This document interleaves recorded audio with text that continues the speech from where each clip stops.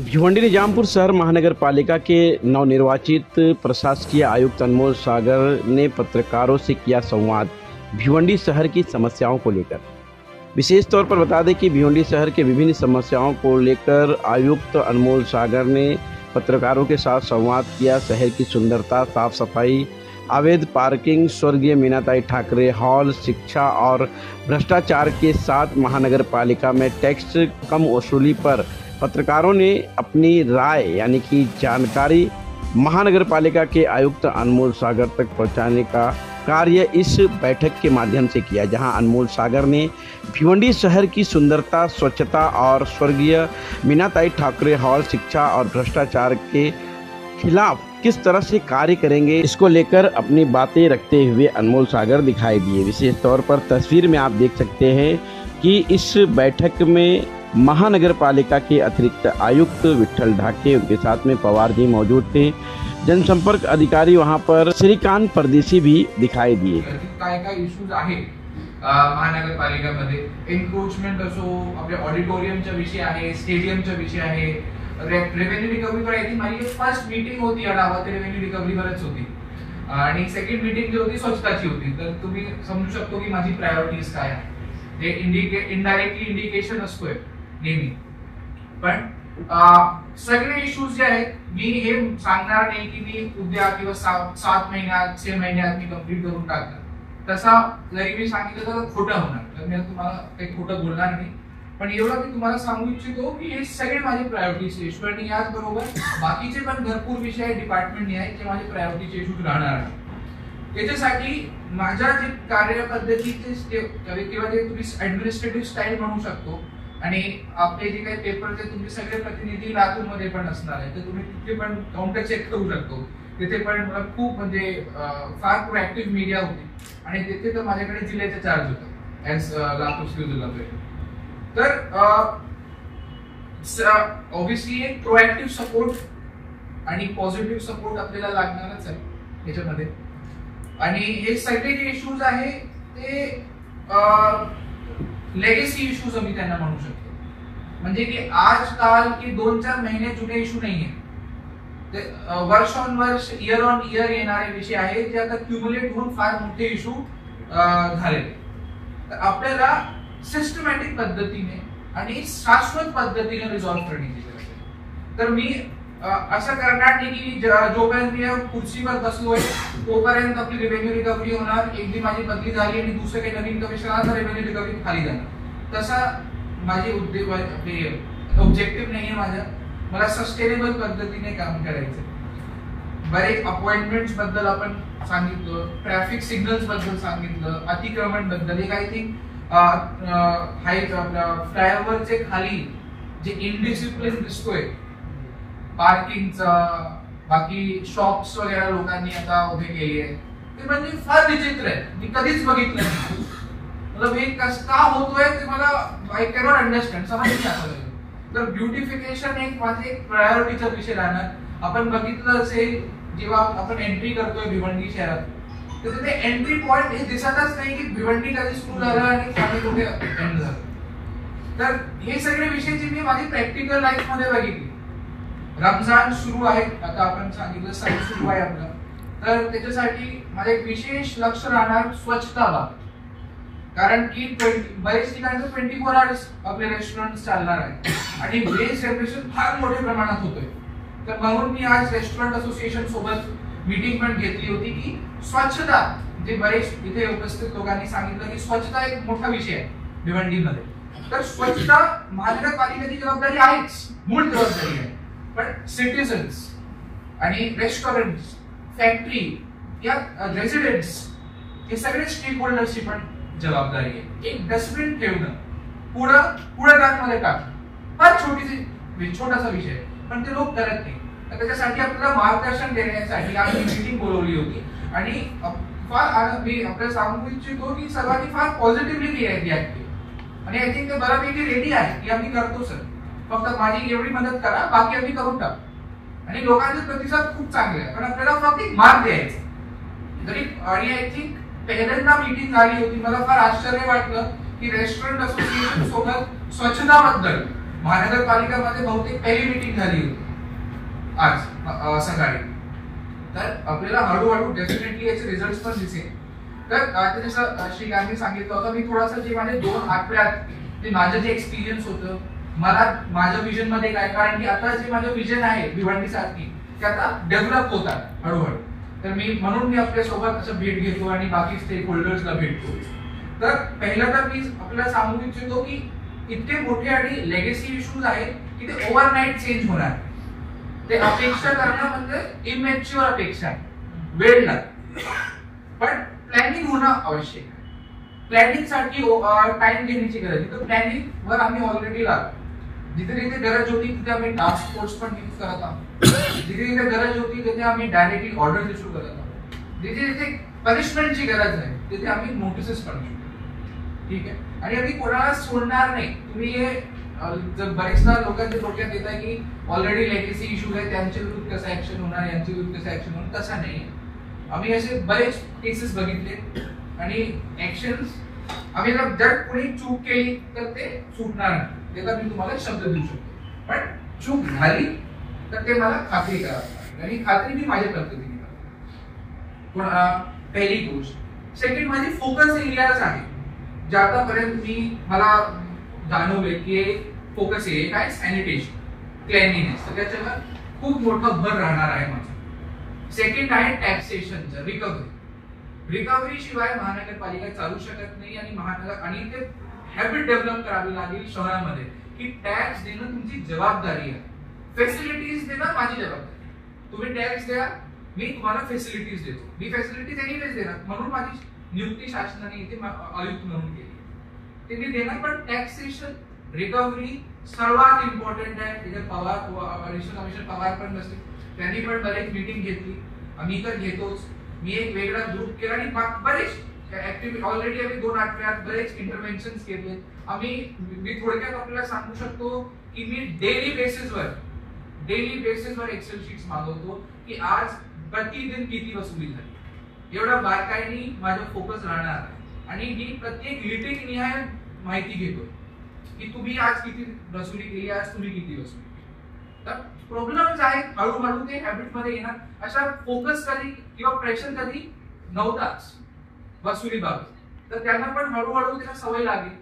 तर ते एक टॅक्सेशन माझा एक विषय राहणार. तिसरं आहे पाणी पुरवठ्याचा विषय. तर आता इथे लोकांनी पाणी पुरवठ्याचा विषय रेज केला नाही, पण जे माझी माहितीप्रमाणे जी मी आढावा घेतलं तर इक्विटेबल वॉटर डिस्ट्रीब्युशन होते. कुठे कुठे म्हणजे 2 तास पाणी येतोय, कधी एखादा तास पाणी येतोय, कधी क्वांटिटी मध्ये कमी जास्त आहे. त्याचे एक रिझन आहे. बरेच लोक विचारते मला की ते व्यवस्थित आणि इक्वल पाणी डिस्ट्रीब्युशन का होत नाही शहरामध्ये.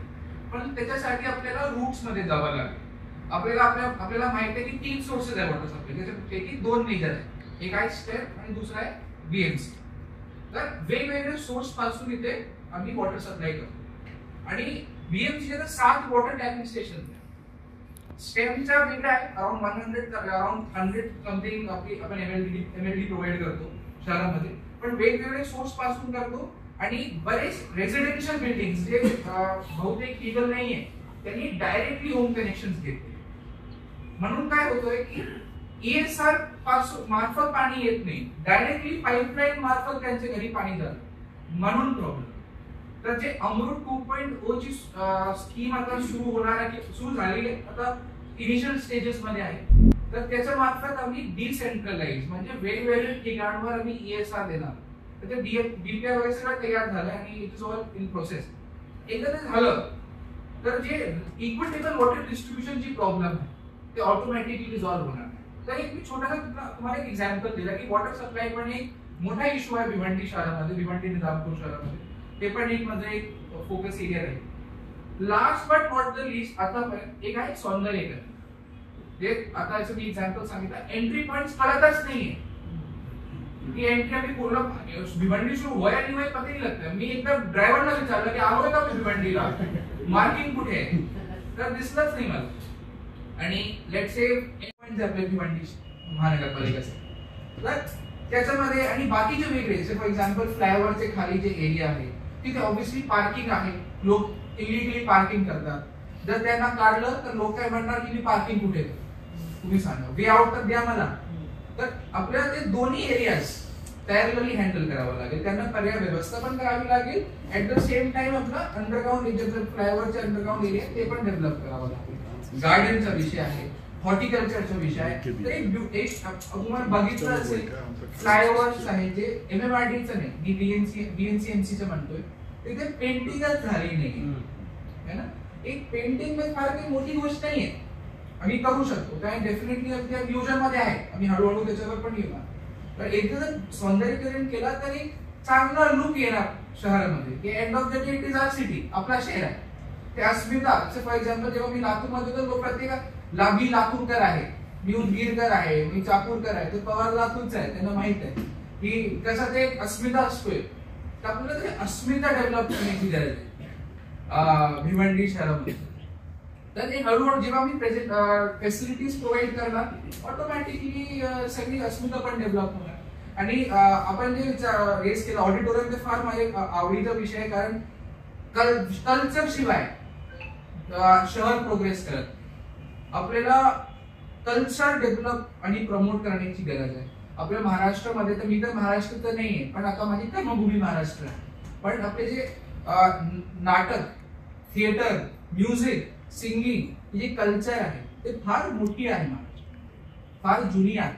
तर ते प्रोत्साहन देण्यासाठी आम्ही, कारण की आतापर्यंत मी फक्त फिजिकल इन्फ्रास्ट्रक्चरवर बोललो, पण कल्चरल ऍस्पेक्ट आम्ही एज्युकेशन आणि हेल्थवर जास्त काही बोललो नाही, कारण की त्याच्यामध्ये पण खूप बोलण्यासारखे आहे. तर आता प्रत्येक विषय आम्ही या मीटिंग मध्ये टच करू शकत नाही, पण कल्चरल ऍस्पेक्ट्स पण आम्ही फोकस करणार, कारण की तिथे स्पोर्ट्सचा विषय आहे, ते पण एक कल्चरल ऍस्पेक्ट आहे. आपलं ऑडिटोरियम आहे, ते पण एक कल्चरल ऍस्पेक्ट आहे, त्याच्यावर पण माझा एक फोकस राहणार आहे. वेळ लागेल, तर असं नाही की आज तुम्ही मीटिंग घेतली आणि 1 महिन्यामध्ये तुम्ही रिझल्ट दाखवा कुठे जाय, तुम्ही एवढे मोठे मोठे वादे केले, काय करू नाही. तर तसा मी काही तिथे वादे करणार नाही, कारण की मी एक ऍडमिनिस्ट्रेटर म्हणून काम करतोय. हे माझं विजन होतं थोडक्यात, जे मी तुम्हाला सांगितलं, आणि ते विजन डेफिनेटली चेंज होत राहणार आहे, हे काही परमनंट नाही. कारण की मला जुमाजू किती 2 आठवडे झाले, ठीक आहे. तर हळूहळू ते चेंज होणार. मला पण प्रॉब्लेम्स कळेल हळूहळू, की काय प्रॉब्लेम, बरेच प्रॉब्लेम्स असतो की ते अनऑफिशियल प्रॉब्लेम्स, ऑफिशियल प्रॉब्लेम, ते पण आम्ही काउंटर करणार, पण वेळ लागेल. ग्रॅज्युअली आम्ही टार्गेट करू. आणि ब्रेक फक्त एकच आहे की भिवंडीमध्ये जे एक इमेज आहे, लोकांना जर विचारलं तर ते काय म्हणतात, अरे बाबा ते फार टफ एरिया आहे, प्रॉब्लेमॅटिक एरिया आहे. ते इमेज आपल्याला चेंज करायचं, आपल्याला एक पॉझिटिव्ह इमेज आणायची भिवंडीसाठी, की भिवंडी म्हणजे future warehouse hub of Maharashtra, Bhiwandi म्हणजे future powerloom hub of Maharashtra. ते एक फ्युचरिस्टिक दृष्टीने आपल्याला भिवंडी शहराला, भिवंडी निजामपूर महानगरपालिकेला बघण्याची गरज आहे. ते इमेज मेकओव्हर करण्याची गरज आहे. तिथे मी ते ऐकतो करू शकेन, तिथे तुमची हेल्प लागेल. तिथे उपस्थित सर्व स्टेक होल्डर्सची, जे मीडियावाले बसले, प्रिंट मीडिया असो, इलेक्ट्रॉनिक, सोशल मीडिया, सर्वांचं आपल्याला एक प्रोएक्टिव्ह आणि पॉझिटिव्ह रोल घेण्याची गरज. क्रिटिसिझम तुम्ही करणार, तुमचा रोल आहे, पण क्रिटिसिझम कन्स्ट्रक्टिव्ह असायला. It should be constructive criticism, की साहेब चुकीचं आहे, की तुम्ही असं करा तर विल बी बेटर. इन्स्टेंट की नाही साहेब ते गलतच आहे, चुकीचं आहे, आणि केला तर मी हे करणार, ते करून ते नेगेटिव्ह. मी पण चूक करणार ना. आता सगळे इथे HODs बसले, मी काय हे नाही, रोबोट नाही आहे की सगळे पॉझिटिव्ह स्टेप होणार, हे सगळे करेक्ट स्टेप होणार. चूक होणार, पण तिथे तुमचा role, point out the mistakes, तर मी करेक्ट करू. It's a 2 way process. पण पॉझिटिव्ह इमेज मेकओव्हर साठी मीडियाचा फार मोठा रोल राहणार आहे, आणि पॉझिटिव्ह इमेज आपल्याला करायचं आहे भिवंडी. विदाउट पॉझिटिव्ह इमेज भिवंडीला लोक फक्त असं बघणार की अरे बाबा तिथे तर स्लम आहे, अतिक्रमण आहे, काय करायचे तिथे जाऊन, डेव्हलपमेंट येणार नाही, रिअल इस्टेटचे प्रोजेक्ट येणार नाही, इंडस्ट्रियल इन्व्हेस्टमेंट्स येणार. तर image makeover is a must, which should happen in Bhiwandi, आणि ते मीडियाच्या मार्फतच शक्य आहे. तर तिथे मी आपल्याला निवेदन पण करणार त्याच्यासाठी की आपण एक सकारात्मक दृष्टीने भिवंडीच्या विकासाबद्दल प्रतिक्रिया करा, कन्स्ट्रक्टिव्ह क्रिटिसिझम्स करा, आणि एक स्टेट प्रशासनाचा एक स्टेक होल्डर म्हणून काम. आय थिंक हे जरी एक मेसेज खालीपर्यंत गेलं तर मला असं वाटतं की भिवंडीचा विकास आज नाही तर उद्या 6 महिन्यानंतर 7 महिन्यानंतर आपल्याला डेफिनेटली दिसेल. बरोबर, म्हणजे एकदम नॉर्मल काम आहे की ती व्हायला पाहिजे. म्हणजे एखादी दुर्घटना होण्याची वाट पालिका पाहते का, म्हणजे ती झाकलं तरी तुम्ही निदान तात्काळ तुमच्याकडून ती उपाययोजना होऊ शकते. आणि ती गटार आता आपल्या महापालिकेच्या अखेरच्या अंतरावर हा कल्याण नाका आहे, त्या ठिकाणी ते गटार बघितलं जाते. तुम्ही आपली यंत्रणा वारंवार तिथून प्रवास करत असते, मग त्यांच्या ती निदर्शनात येऊ नये का? अशा प्रकारचे काही म्हणजे छोट्या छोट्या गोष्टी सुद्धा आपल्याकडून होत नाही. तर याच्यावर जर कटाक्ष ठेवलं तर बरोबर.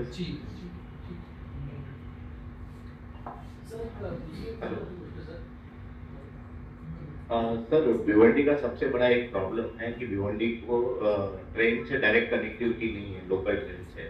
और स्टेट गवर्नमेंट ने जैसे कि मेट्रो का काम शुरू किया है, ऑलरेडी मेट्रो का काम चल भी रहा है.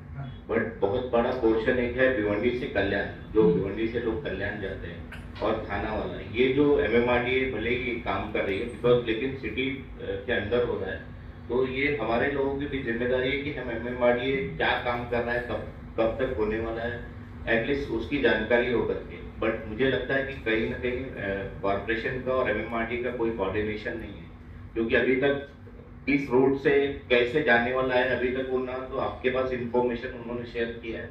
जहाँ तक मुझे पता है अंडरग्राउंड की बीच में बात चल रही थी, उसके बाद क्या हुआ करके. एक अगर मेट्रो जल्द से जल्द अगर भिवंडी को मिलती है तो भिवंडी में जो लोग मुंबई में जॉब करना चाहते हैं, एक बहुत बड़ा क्राउड है, जो लोग पढ़े लिखे हैं, वो लोग चाहते हैं कि मैं भी साउथ मुंबई में जाके या अंधेरी में जाके काम करूं, लेकिन उन्हें नहीं मिल रहा है वो अवसर. तो एज अ कॉर्पोरेशन मुझे लगता है कि ये आपकी भी रिस्पॉन्सिबिलिटी है कि आप उसको कैसे परस्यू करके जल्द से जल्द शुरू करते हैं. उसके अलावा बेसिक तो बहुत सारे प्रॉब्लम्स है, सारे कलीग्स ने शेयर किए हैं. उसके अलावा शहर में सबसे बड़ा अगर एक लोगों को एक लाइफस्टाइल चाहिए होता है, जिसके लिए लोग बाहर की शहरों की तरफ देखते हैं या फिर घूम जाते हैं. यहाँ पर अगर अच्छे गार्डन्स डेवलप हो, सिटी पार्क डेवलप हो, या फिर यहाँ पे जो फ्लाईओवर्स बने हैं उसके नीचे के आप एरिया देखेंगे तो बहुत सारे वैकेंट पड़े हुए हैं, जहाँ पर सिर्फ गाड़ियां खड़ी कर देते हैं या फिर वहां पर कचरे है. उसका अगर ब्यूटिफिकेशन हो, वहां पर सिटिंग एरिया बनाया जाए, कुछ इस तरह का कुछ अगर प्रपोजल या इस तरह का कुछ काम होता है तो एक शहर को एक अच्छा एक सोच और एक लोगों को देखने का नजरिया जो है भिवंडी की तरफ लोगों का बदलेगा. बस ये मैं कहना चाहूँ. Thank you. एक प्रश्न छोटासा आहे, शहरामध्ये स्वच्छता गृहांचा